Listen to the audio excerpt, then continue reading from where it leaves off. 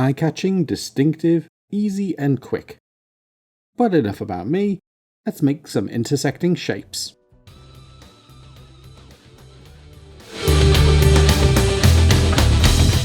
I love this technique as it's all about clever use of transfer modes. I've seen a few explanations on forums involving masking, track mats, but it's nowhere near that complex.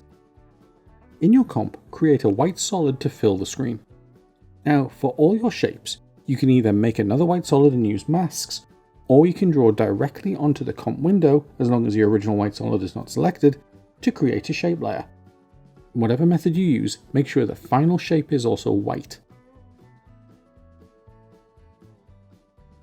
Add your second shape. And now set the transfer mode for both shapes to difference. And ta-da! That's it. That's the whole trick. But yeah, you might want white shapes on a black solid or even different colours entirely.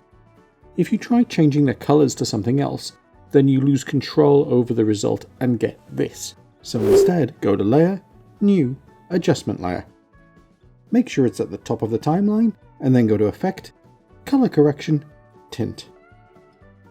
And now you have total control over the blacks and the whites. That sounds wrong somehow. But that's it.